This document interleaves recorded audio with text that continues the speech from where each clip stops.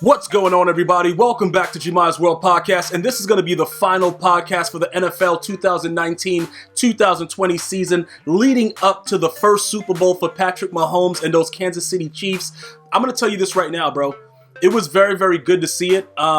I know it's 50 years in the making for the Chiefs, but it's the first one for Patrick Mahomes, and this happened in very, very dramatic fashion. Now, I'm going to walk you guys through it very, very quickly to kind of give you guys my understanding of it. If you guys follow me on Twitter, you guys know I was very, very crazy after that late interception in the third quarter that was tipped from Patrick Mahomes. But overall, I kind of figured if you guys, watch my videos on YouTube with GmiasWorld, with the gaming channel, you would know that I actually picked the Kansas City Chiefs to win this game because I just thought that it was too much offense and too much speed for the 49ers to deal with. Now, the 49ers had control of the game. You can argue that, Kyle Shanahan should have probably ran the ball a little bit more when they were up 10, but this was nothing different for this Kansas City Chiefs team being down. We saw it with the Texans. We saw it with the Titans. This is what it is, bro. This is what this team was. But it's not only that. It was the fact that the New England Patriots were no longer there. I've never in the last decade seen teams play so freely because the Patriots weren't there. The Patriots were that dark cloud that made everybody have to worry about them. Without, there was no fear. Andy Reid went for it on fourth down like it was nobody's business. I tell you this right now, if you go back to when, the Patriots were on top, and I'm not taking anything away from Andy Reid, but Andy Reid would not be built like that to go for it on fourth down against Bill Belichick. Because that's what they built over that time. So I just want you guys to understand, this was well-deserved. It was absolutely well-deserved. I enjoyed every minute of it. Shout out to everybody that follows me on Twitter at GmiasWorld. We had a lot of fun. I kind of congratulated the 49ers after that pick. You guys were trolling me. That's what it's all about with the excitement. But let's go ahead and break down why this actually happened the way it did. The weakest link on the 49ers was Jimmy Garoppolo.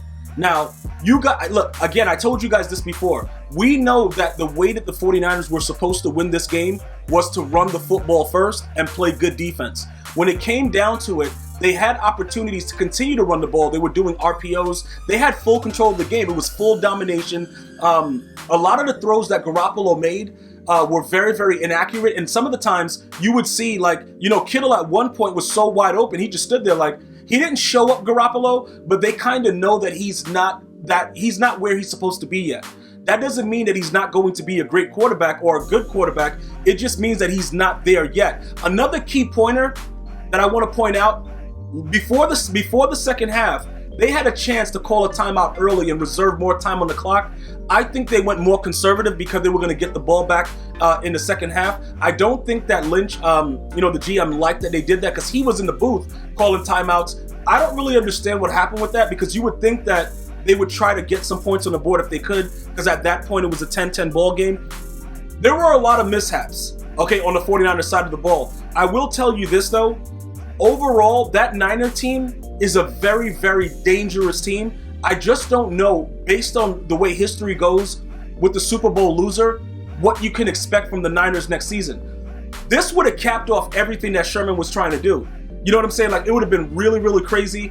With the whole D Ford thing, they got rid of him after he went off sides with the New England game, and then he was also on the Niners, and he lost again, and then the Kansas City Chiefs wins it.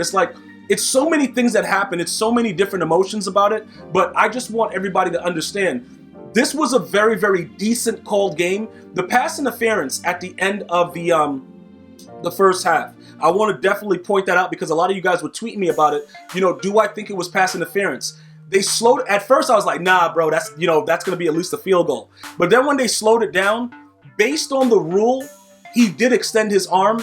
I know that in the old school, a lot of you guys would be like, yo, bro, that's normal stuff. But they've changed the rules. A lot of the game has been changed. Dudes can't get hit with their brains falling out of their helmets anymore. They're trying to make the game different in a lot of different aspects. One of the major things about it is that arm extension. We can go back to the Kyle Rudolph touchdown with the Vikings. Did he push off there and they didn't call it? You didn't really see a full arm extension. Plus, Kyle Rudolph is about 6'6", so, and it's like a little tiny corner on him.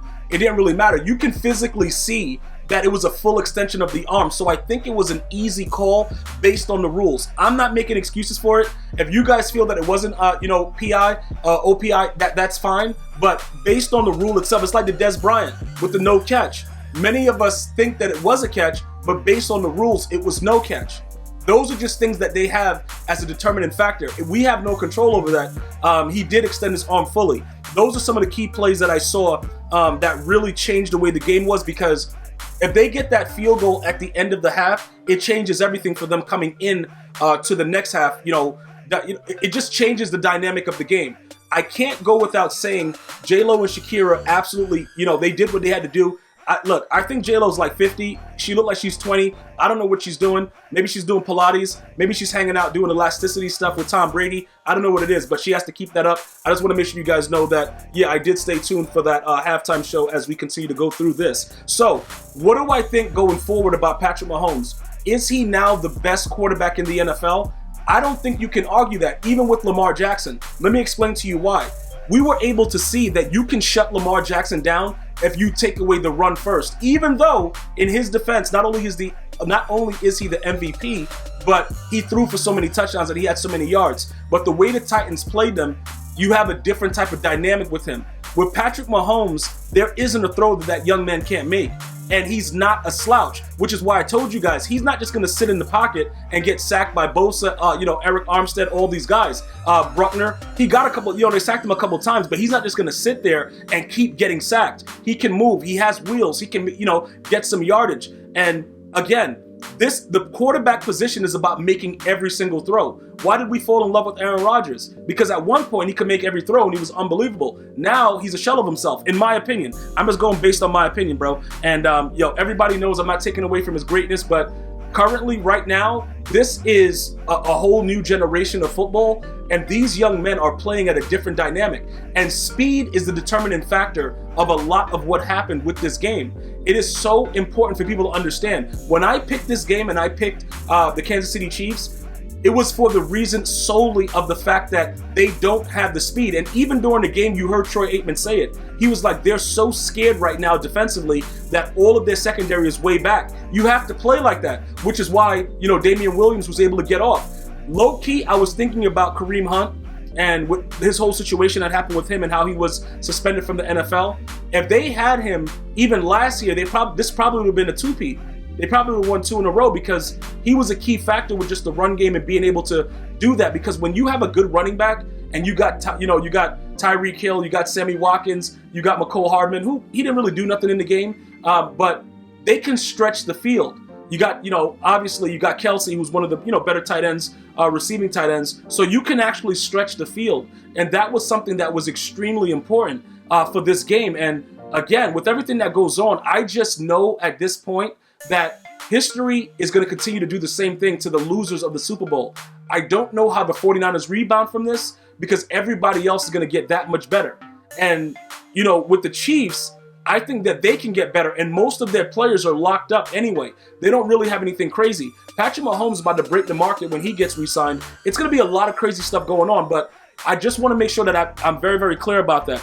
I'm very, very happy for Spagnuolo. I'm very, very happy for Andy Reid. He should have won against the Patriots when he was with the Eagles, but this is very, very sweet for him to get this. I think that with him not showing fear, continuously going for it on 4th down, it showed the hunger. I think that his team has a different found respect for him because this is the biggest game of the year. And for you to just not even think about it and just be going for it, that is a very, very huge thing. And I really appreciate that as an avid NFL viewer to see that guts and just knowing that, look, I'm not scared about this, bro. You know what I'm saying? And it was a beautiful thing to watch overall. I don't even really know how to describe the whole culmination of the way the season went from Derrick Henry to what we just saw right now. But I want to thank each and every one of you for even watching my videos and, listening to my podcasts on the go, iHeartRadio, iTunes, Android, Spotify, GmiasWorld Podcast. We are worldwide, and you guys you download it in every country. I see the numbers, and I'm just so overwhelmed with the support and the love that you guys have given me, and I really want that to grow more going in the future. But if you weren't a Chiefs fan and you're a Niner fan, man, it is what it is. You guys had your shot. Garoppolo showed that he's probably not that guy that can just drop back and throw dots every single time when you need it, and that was the difference maker when they needed him the most. I want to thank you guys and girls for watching. Hopefully you enjoyed the Super Bowl and the halftime show. Maybe you'll come back and join me on my regular channel, GmiasWorld, if you're into gaming. I'm going to see you guys and girls next time. You have a blessed night. One love, y'all.